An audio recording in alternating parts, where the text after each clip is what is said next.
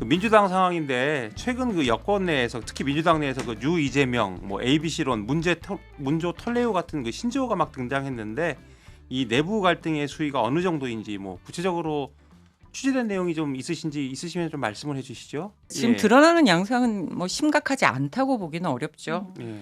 반기, 마이웨이 뭐 이런 얘기까지 나오고 멸칭들이 양쪽에서 등장하고 심지어 친이 친박보다 더하다. 이런 얘기가 나오고 있어서 드러나는 양상을 심각하지 않다라고 볼 수는 없지만 좀 더 들여다보면 네. 이게 과연 심각할까라는 생각이 드는 게 뭐냐면 이게 지금 민주당은 전체 한 뭐 의원들도 그렇고 7, 80%가 이른바 친명계라고 분류가 되지 않습니까? 그러니까 10년 전 김한길, 안철수 대표 체제의 민주당 그때 상당히 위기였는데 탈당도 있었고 네. 그때처럼 계파적인 어떤 충돌이나 또 계파의 수장들이 직접 움직여서 뭔가를 도모하는 그런 상황이 아니기 때문에 이게 심각하다. 내용적으로 들여다봤을 때 좀 그렇게 단정 짓기만은 좀 어렵지 않을까. 그런 생각이 들고 전당대회 앞두고 이런 정도의 권력 투쟁은 늘 있어 왔다라는 게 의원들의 일단은 얘기예요. 그리고 실제로 의원들 중에서도 이 전당대회 경쟁 구도에 참전하고 있는 의원 수가 그렇게 많지 않아요. 관망파들이 이제 많은 건데 일단 그거는 이제 의원들의 지형으로 봤을 때는 그렇지만 뭐 그렇다고 해서 심각하지 않다. 이렇게 단정 짓기는 좀 어렵지 않을까. 이게 뭐 저는 민주당을 좀 요새 뭐 뉴스로만 지켜보고 있지만 이게 뭐 사실 구 의원 말씀하신 대로 그 당내에서 사실 친명이 아닌 의원들이 없다 거의 아닌 의원을 세울 수준이죠. 근데 우리가 이게 좀 심각하게 바라보는 건 아마 그 당 밖에 뭐 뉴스공장이라든지 아니면 친문 세력이라고 이른바 말하는 아까 언급했던 요즘은 이 말을 그냥 아무렇지도 않게 자연스럽게 쓰고 있는데 문조 털레유라고 이게 좀 처음에는 이게 써야 되나 말아야 되나 했는데 곳곳에서 이런 말을 쓰고 있으니까 일단 해봤습니다. 근데 이런 것들 때문에 지금 논란이 되고 있는 것 같아요. 혹시 저 박지원 기자께서도 말씀해 주실 게 문조 있으신가요? 털레유 얘기하시니까 예. 그럼 그 반대쪽에서도 가만히 있지 않을 거 아니에요. 그 예. 아까 멸칭이 양쪽에서 있다고 구 의원도 말씀을 하셨지만 제가 그래서 무슨 멸칭이 있나 했더니 한강 새똥 돼지길 혹시 들어보셨나요? 아이고, 네. 이것도 뭡니까? 네, 이거는 이제 친명 그룹을 이제 네. 지칭해서 반대쪽에서 이야기를 하는 건데 그 친명 그룹의 이제 대표라고 할 수 있는 뭐 한준호, 강득구, 김민석, 그다음에 유튜버인 이동영, 김용민 씨, 이현주 의원, 송영길 의원을 묶어서 한강 새똥 돼지길인데 뭐 다른 뭐 사실 문조 털레위에서 털도 뭐 털보 뭐 저기 김어준 해가지고 털이라는 걸 쓰는 건데 저는 여기서 처음에는 똥대가 뭘까 이런 생각을 했거든요. 그래서 좀 찾아봤더니 뭔지 알 것 같아요. 예. 예. 아니 말씀해 주시죠. 그래서 뭐 이제 되는 그냥 예, 즉각적으로 예. 왔어요. 뭐 그 김용민 씨를 지칭하는 뭐 귀엽게 지칭한다고 이제 저는 표현을 하겠지만 뭐 이동영 씨가 이제 문재인 대통령 당선 이후에 문재인 파리를 하는 사람들을 뭐 똥파리라고 불렀다 이런 이야기가 있더라고요. 그래서 그 똥이라는 표현을 여기다 썼나 이렇게 생각을 했습니다. 아무튼 요즘에 그 양쪽에서 이걸 계파 싸움이라고 하는 게 좋을지 아니면 친명, 친청 갈등이라고 보통 언론에선 많이 이야기를 하는데 너무 뭐 초등학생들 싸우는 것 같이 너무 어지럽고 유치하고 좀 이렇다는 생각도 듭니다. 싸움의 갈등의 여파 때문인지 최근에 그 뭐 리얼미터 조사나 뭐 일부 조사긴 하지만 민주당 지지율이 국민의힘 지지율보다 적게 나온 조사들이 좀 나왔습니다. 네. 그래서 저 현재의 민심은 어떻게 봐야 할지 그리고 이렇게 상황이 이른 데는 누구 책임이 크다고 보세요? 글쎄 뭐 여론조사 전문가들하고 이렇게 얘기를 좀 해보면 공통적으로 이게 이제 그 분열이 돼 있을 때 적극 응답층이 대답을 안 하는 그런 분위기가 많이 좌우하고 있다 현재. 그래서 이 비근한 예로 지난 지방선거 때 대구시장 국민의힘 그 추경호 후보가 정해지기 전에 이진숙, 주호영 후보가 붙었을 때처럼 여론조사에서는 적극 지지층의 응답하는 그런 태도가 되게 중요한데 지금과 같은 이런 분열 상황으로 비춰지는 이런 국면에서 민주당 지지층들이 응답할 이유를 못 느끼고 또 하나는 이렇게 양측으로 갈라져 있는데 누구를 지지할까를 선뜻 대답을 못 한다는 거죠.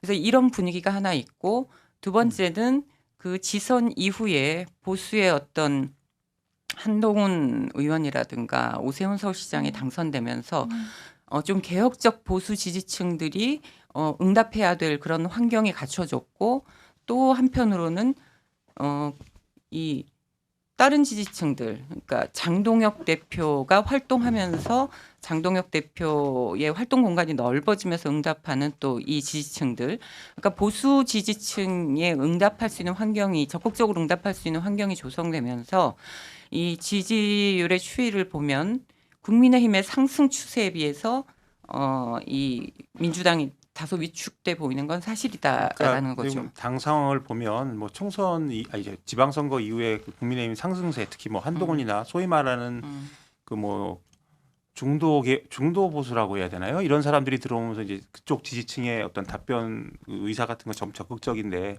민주당은 내부적으로 싸우니까 아무래도 저기 그 민주당 쪽 지지층들이 약간의 염증을 느껴서 답변을 안 한다. 뭐 이런 식으로 여론 전문가들이 해석을 하는 것 같습니다. 그러니까 저기 이재명 정부가 출범한 이후에 국민의힘 지지율이 민주당을 오차범위 밖에서 그 제친 게 이번이 처음이잖아요. 사실 그 저도 좀 지방선거 의아했어요. 예. 지방선거 전만 해도 사실 국민의힘은 이제 사라져야 될 당 아니냐, 사라질 것이다 지방선거를 계기로 이런 예측들이 많았는데 사실 지방선거 결과만 봐도 예측보다 훨씬 국민의힘이 뭐 많은 표를 받았잖아요. 그래서 그때 이제 사람들이 이제 얘기한 게 국민의힘을 지지한다는 것이 부끄러워서 그냥 그런 사람들이 그 여론조사에서 대답을 안 한 거지만 실제 가서는 표를 찍은 거다 이렇게 이야기를 했는데 지금 보면은 이제 중도인 사람들이 이쪽으로도 갈 수 있고 저쪽으로 갈 수 있는 사람들이 지방선거 전후로 해서 지금 뭐 투표용지 부족 사건도 있었고 뭐 여러 가지 사건들이 있었는데 그걸 보면서 이제 다시 이제 민주당 쪽으로 약간 쏠렸던 것들도 다시 이제 오면서 아까 말씀하신 대로 오세훈 시장도 있고 한동훈 뭐 의원 당선도 있고 그런 것을 보면서 이제 민주당에서 마음을 좀 많이 이제 좀 멀어지고 있는 거 아닌가 이런 생각이 듭니다. 그리고 특히 아까 말씀드렸다시피 선관위 투표용지 부족 사태 때 사실 민주당은 별로 이렇게 대응을 발빠르게 하지 못했어요. 약간 네. 뒷짐지는 그런 모습을 보였다고 할 수 있는데 그러면서 이제 계속 내부 권력 싸움만 하고 있고 그게 언론에 계속 보도되고 있었고 뭐 유튜브에서도 그렇고 그런데 국민의힘도 자기네들끼리 계속 지금 쌈박질을 하고 있음에도 불구하고 어찌됐든 뭐 국정조사하자 특검법 발의하자 해서 이제 선제적으로 이렇게 그것을 나서서 하면서 선관위 때리기를 주도하면서 뭐 중도층 심지어 진보층 그리고 특히 젊은 20대 청년층 이 지지를 좀 흡수한 것이 아닌가 이렇게 해석할 수 있을 것 같습니다. 타당한 지적이신데요, 박선임 기자께서 말씀하신 게 다만 이제 국민의힘 같은 경우는 그 장동혁 대표가 자기 생명 연장을 위해서 그렇죠. 이 문제를 계속 이슈화하는 측면도 있어서 이걸 좀 같이 바라봐야 될 것 네. 같습니다. 그래서 오늘 어쨌든 인물비상구에서는 이 여권 갈등의 중심에 서 있는 인물이죠. 지금 정청래 민주당 대표에 대해서 집중 분석하는 시간을 다시 갖겠습니다. 뭐 지난번에도 한번 했었는데 지금 상황이 많이 바뀌었기 때문에 좀 정 대표에 대해서 다시 한번 얘기해보고 정 대표 인물이 누구인가라는 얘기를 짧게 다루고 정 대표를 둘러싼 정치 상황에 대해서 한번 다뤄보도록 하겠습니다. 특히 그 이야기를 하다 보면 뭐 우리가 소위 말해 뒷배로 말하는 김어준 씨 얘기도 좀 하게 될 것 같은데요. 뭐 찬찬히 풀어가도록 하겠습니다. 혹시 두 분은 정 대표하고 개인적 인연이나 친분이 좀 있으십니까? 구 의원께서 아무래도 민주당 출입을 오래 하셨으니까. 저는 그 2004년 17대 국회 전후로부터 알게는 됐는데 워낙에 샤이해요, 이분이. 샤이하고 또 의원들하고 친하지 않고 뭐 이런 게 있어서 기자들하고 접촉면은 많이 없는데 그 원래 이제 학원 운영하다가 386 정치인들 이제 후원하고 이러면서 정계에 입성을 했는데 이제 결핍이나 이런 것도 많이 느껴요. 본인이 총학생회장 출신이 아니었기 때문에 그 386 주류 기득권 총학생회장 출신들 그룹에 이제 주류로 끼지 못하는 그런 데서 오는 한계도 좀 많이 느꼈고 그러면서 이제 혼자서 뭔가를 돌파하려고 하는 그런 성향이 되게 강했어요.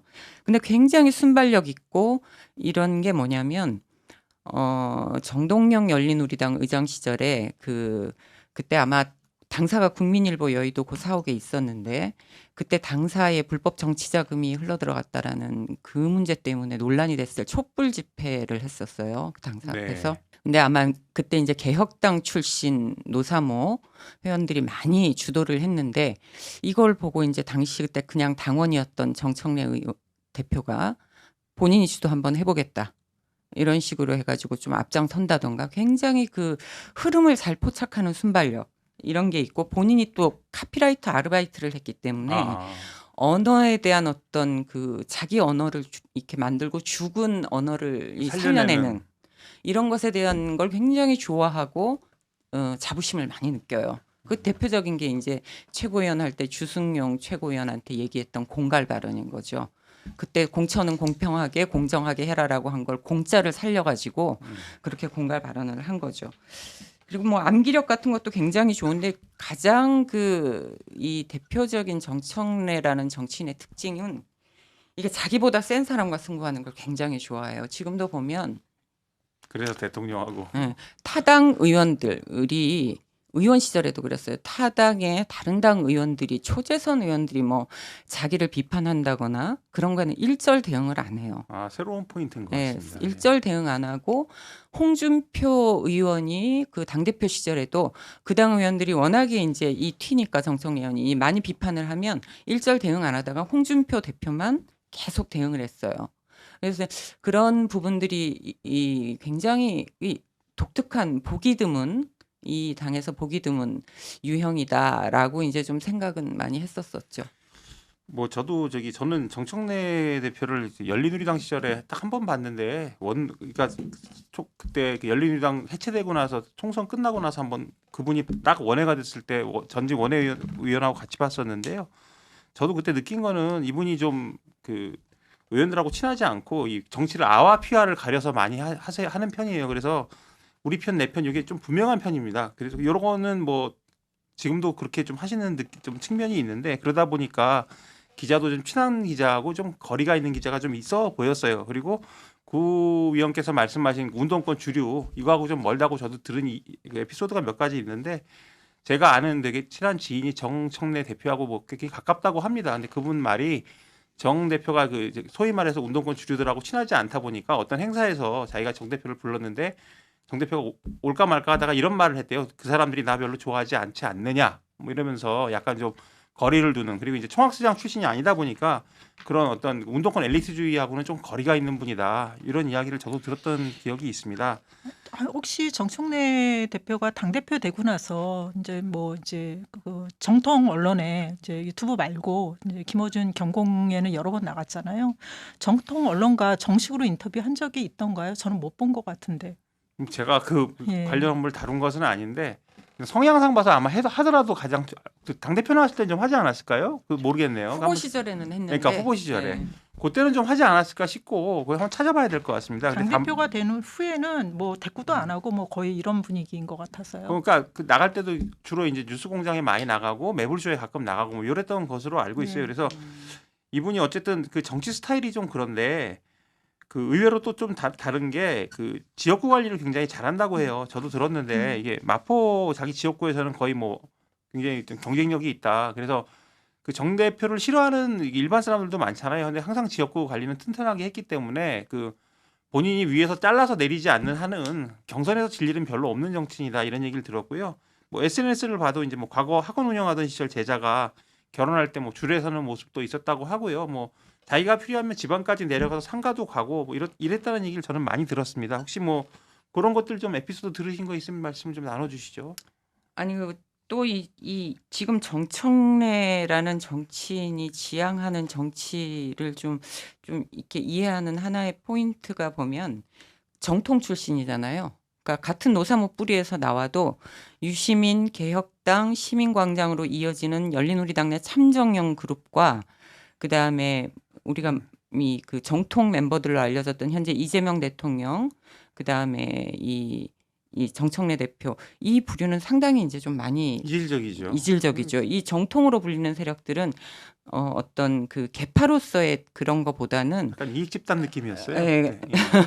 그런 것도 있지만 이 멤버 각자의 어떤 독특한 성향들, 그러니까 멤버 중심의 맨파워들이 굉장히 셌던 사람들이고. 말씀하시는 거 들어보면 다 개인기가 셌던 사람들이네요. 그렇죠. 개인기가 세고 어떤 그 민주당 주류였던 민평연이라든가 다른 어떤 계파 중심의 그런 이 보스와 계파, 측근 정치 이런 게 아니라 맨파워들을 중심으로 해서 본인이 돌파하고 살아나가고 좀 이런 게 강하다 보니까 그런 개성들이 굉장히 강해서 이게 어쩜 이 당원들을 이렇게 마음을 모아서 당내 경선을 이기는 방식 2007년 대선 이후에 좀 당원들의 마음을 모아서 당내 경선을 이기는 어떤 새로운 승리 방정식을 낸 좀 이런 사람들이다라고 좀 볼 수 있을 것 같아요. 그래서 지금 1인 1표제라든가 뭐 이런 것도 사실 뿌리를 거슬러 올라가면 이런 정치 성향, 정치 스타일이 크게 좌우하고 있다.